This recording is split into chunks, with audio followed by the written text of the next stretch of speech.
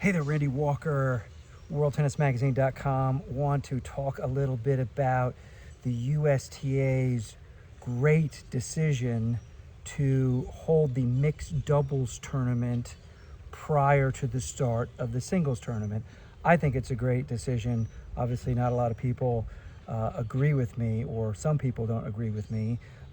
Certainly very controversial, very bold, but I'm just going to give some initial thoughts from my perspective. I worked at the USTA for 13 years, very involved in the tennis industry, at Tennis Publisher. You can follow me on Instagram and on Twitter.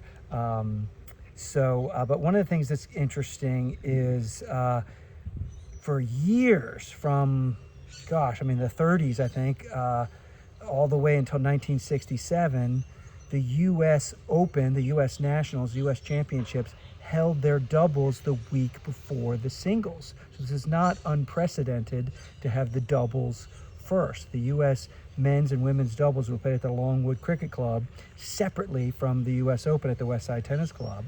And there were other years where it was played at other locations and so forth. So that really harkens back to the old days. People say like, oh, you're ruining tradition, by holding the mixed doubles, first, etc. But the tradition was actually first to have, a doubles competition held before the main singles, men's singles, women's singles event.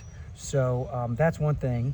A 3-week tournament, that's great. It already is kind of a 3-week tournament. I've always considered it a 3-week tournament because the qualifying rounds are that sometimes is more fun than even the main draw. You have these players battling out for, 16 spots in the men's singles and 16 spots in the women's singles, and highly competitive tennis, great, and it's free to the public. And the last few years, the USTA has had some exhibitions on Arthur Ashe Stadium and Louis Armstrong Stadium, and those have been very popular. And last year they had the Mixed Madness tournament, which was like a mini one-night mixed doubles tournament, which was very successful, and with big stars, and Stefanos Tsitsipas and Paula Badosa won that event.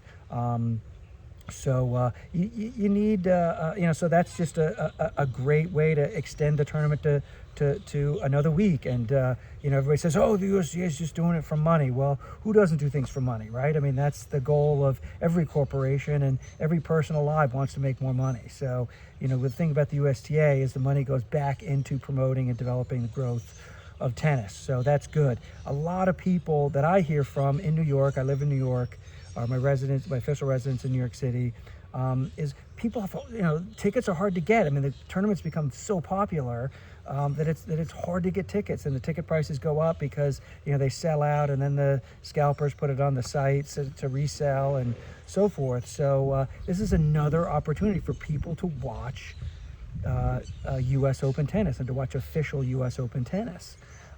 So that is great. You really have to make an effort and do something different to get also the best players and the biggest stars to be playing in the mixed doubles. Back in the day, you had Billie Jean King and Margaret Court and John Newcomb and Rod Laver and Althea Gibson and Arthur Ashe. They all played the mixed doubles, and now you don't have that. You certainly have, it's a lot more of a physical game now, etc. And if you're going to be playing 3 events in the same tournament, it's extremely difficult physically. The last player to really play 3 events was Martina Navratilova, who was, just an amazing athlete and had amazing fitness, where she was able to play all three events. But that just doesn't happen anymore. You have to look up when was the last time someone won singles and doubles, a singles and doubles title at an individual slam, let alone the Triple Crown. I think it was Martina, at the U.S. Open, last one to win a Triple Crown. You look at the draw of the mixed doubles, and it's just a lot of even the double specialists don't even play the mixed doubles. So this is a way to get, bigger players, better players to play in the mixed doubles. Winning a Grand Slam is winning a Grand Slam, whether it's, a doubles, a singles, or a mixed. So if you can have, Ben Shelton win, a major in mixed doubles, or so forth, that's great.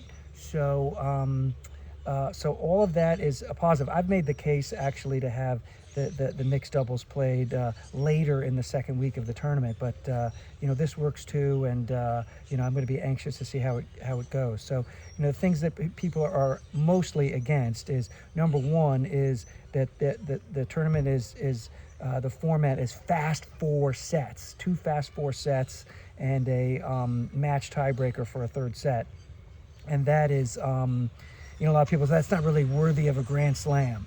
And it kind of cheapens the competition. And, I kind of agree with that. I think it really should be 2 sets and a match tiebreaker, and no ad scoring. So the tiebreaker that they announced was played at 4-all with the fast 4 set. So why not just play 4 more games? And then you have that's the format that it was before. 2 sets, no ad scoring, match tiebreaker for a third. So in my opinion, that should be the entire tournament. I think not just the final, which is what the USTA announced. So it's the tournament's only put over 2 days. So if you change the format, maybe make it over 3 days. Tuesday, Wednesday, Thursday. I think there's going to be some tinkering to see how it goes, and all that. So, but that would be my opinion. I think a lot of people on Twitter and social media were against it being fast 4 sets until the final. So that's that might be rectified maybe this year, or maybe even in years to come. So the draw size, that's the other controversy, is that the draw went from 32 players to 32 teams to 16 teams. So you have 16 teams, 16 players, 32 players, 16 teams, 32 players. Are losing a job. The prize money for mixed doubles, if you lose in the first round, wasn't that big. I want to say it was 10,000. I think it's 20,000 if you lose in the first round, split between the 2 people. So it's not a lot of money. That's just buckle up, play better. Play better so you can get into the mixed doubles tournament. So they've that, and that's the other controversy, is that it's 16 teams, but it's 8 direct entries and 8 wild cards.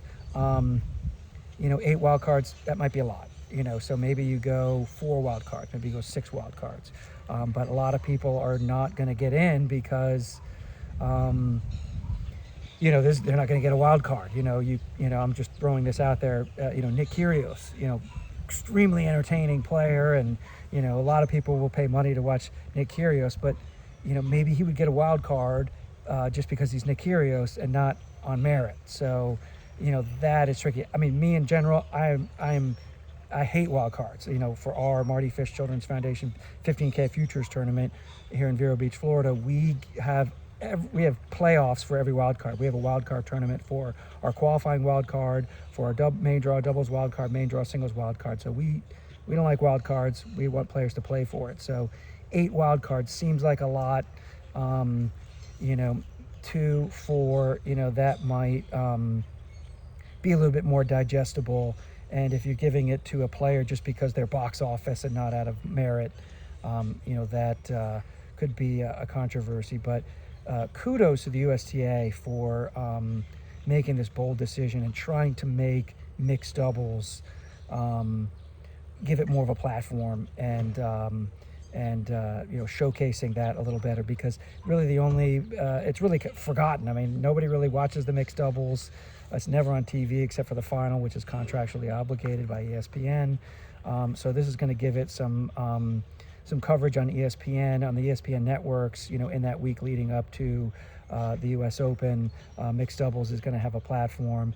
And, Billie Jean King, whose namesake is on the USTA National Tennis Center, she always is preaching, tennis is the one sport where you can play, men and women on the same team and on the same court together. It really is the only sport in the world, I think, that men and women play actually on the same court. So showcase that. That's the great thing about tennis. We're trying to promote tennis, and being able to play with the opposite sex, in mixed doubles, it's a good thing. It's social, it's fun, it's a great showcase for tennis. And certainly when you watch mixed doubles, it is fun. It is fun to see the interaction between the male player and the female player and so forth. So let's showcase that on national television with its own platform, and show people out there that maybe don't play, tennis, that hey, listen, this is a great sport you can play. How much fun you can have playing with a man or a woman. So anyway, just some thoughts here from Vero Beach, Florida, at Tennis Publisher. I'm just seeing how long my video is, 10 minutes and 21 seconds. So anyway, Randy Walker, WorldTennisMagazine.com. You can Google my stories there. I've written about this many times, about how you can make doubles better, and doubles and mixed doubles. That's the other thing. Most people who play tennis play doubles. I just got off the court playing a doubles match, an interclub match for the Boulevard Club here in Vero Beach, wearing my Boast shirt. That most people play doubles. So let's give doubles more of a platform, and this is a great way to do it, by showcasing mixed doubles in that first week, where it's not competing against the great athleticism and excitement that U.S. Open singles has. So anyway, WorldTennisMagazine.com. Check out my articles.